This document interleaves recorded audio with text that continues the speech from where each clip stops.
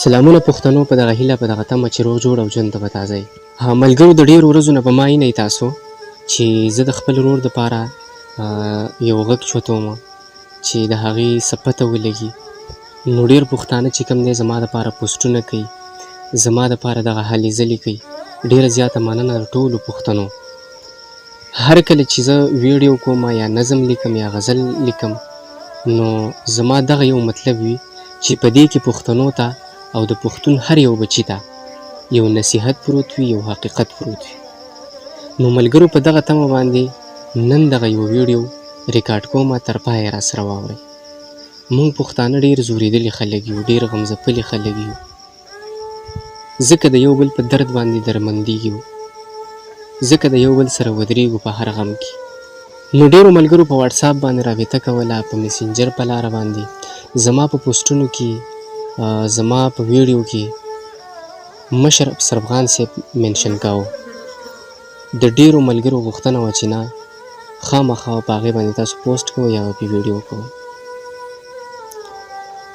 نو د ملګرو غوښتنه وه، ما کوشش وکړو چې هغې ته ووایم چې یو معمولي شان ویډیو زما د ورک شوي ورور دپاره وکړي، یو پوسټ وکړي.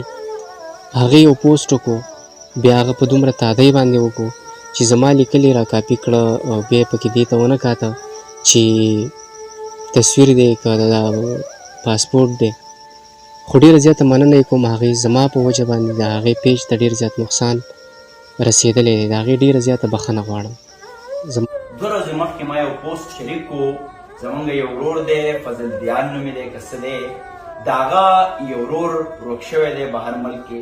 خو دا تصویر چې ما ورکو نو ما ته 4-5 ټلیفونونه راغله او دی جذباتي شو او هغې کې ما ته بدې ردې وویلې چې افسر افغان اصل شی دی او زما د ورور تصویر. نو ما سهار وکاته چې دغه ماشوم چې دیان دی که څه نومې دی او د ده ملګري شروع شوي چې افسر افغان خو یو ډېر بې خونده انسان دی او ډېر فیک انسان دی او دې خبره د پښتنو کوي او دی خو تر دې چې دی خلکو نه چې څوک روک شي پوسټ شیر کوي نو دی هم غلغل کېږي چې موږ د هغه نه پیسې واخلو. زموږ مشر افسر افغان صاحب کړې ده چې ما ته کالونه راغلي دي، ما ته یې کنځلې کړې دي. نو قسم په الله ما چا ته کنځلې نه دي کړې.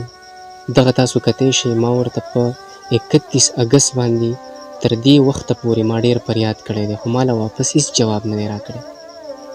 په هغه ورځ چې کله پوسټ ډیلیټ شو نو ما هغې ته میسیج وکړو، هغې ته ما کال وکړو خو زما کال یې نه چوتاو.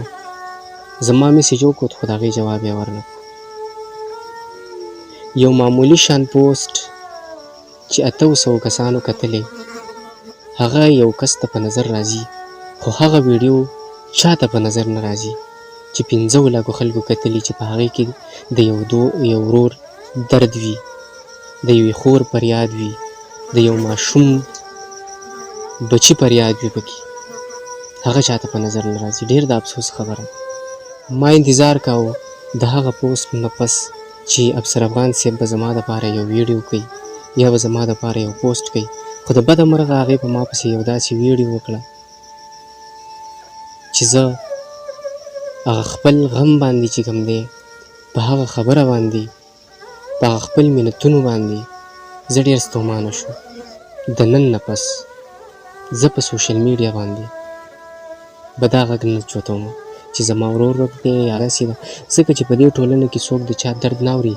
خلک د خلکو په احساساتو پسې لوبې کوي، خلک د خلکو احساساتو پورې مذاق کوي، خلک د خلکو په درد پسې خندا کوي. بل هر پښتون چې کوم دی خپل یو نوم لري، پکار دی چې د هغې نوم اخیستی کېږي نو په دومره غرور او په دومره تکبر باندې نه اخیستی کېږي. خیر دی که هغه غریب وي، که هغه بدشکله وي، که هغه هر قسم وي، خو الله تعالی په قرآن کې فرمایي ما انسان ډېر ښایسته پیدا کړی دی. چې الله تعالی وایي چې ما ښایسته پیدا کړی دی نو بیا انسان څه شی شو. دغه ویډیو مقصد مې دا دی پښتنو چې د یو بل سره ودرېږئ، د یو بل په درد باندې غمجن شئ. په دغه حواله باندې ما یو نظم هم لیکلی دی، ځکه چې زه یو ادیب یم، شاعر یم، ما له د خبرو چل نه راځي. خو دغه یو څو خبرې ما یو زوري وګڼلې او دغه نظم در سره هم شریک کوم، تر پایه را سره واورئ. د خپل سوچ په سر بدنام یو، ځکه هر ځای کې ناکام یو، که پردی دی او که خپل څه نه ودرېږو د یو بل څه، د هر چا په سر خپل غم دی، ځکه هر ځای کې ماتم دی. د هر چا په سر خپل غم دی ځکه هر ځای کې ماتم دی د یو دین مسلمانه تر قیامته به جانانه دا غوټۍ به ګلاب نشي پښتانه به کامیاب نشي پتا هر وخت دا ظلمونه درته سوال کوم پښتونه پتا هر وخت دا ظلمونه درته سوال کوم پښتونه یو مالیار د یو چمن شه د یو بل په درد غمجن شه بوټي شته خو میوه نشته ستاسو هیڅوک خیرخوا نشته بوټي شته خو میوه نشته ستاسو هیڅوک خیرخوا نشته د یو بل د مټو زور شي پښتانه سره ورور شي هر یو کلی به آباد وي نه به دا وطن برباد وي څوک به نه کوي ظلمونه بیا به نه وي ماتمونه نه به دا چغې جړا وي هر طرف ته به خندا وي هر طرف ته به خندا وي امید لرم چې ډېر پښتانه به زما په دغه نظم زما په دغه خبرو باندې پوه شوي وي چېرته چې خاد آباد بریالي اوسئ ما په خپلو خصوصي دعاګانو کې یاد ساتئ د لوی الله په امان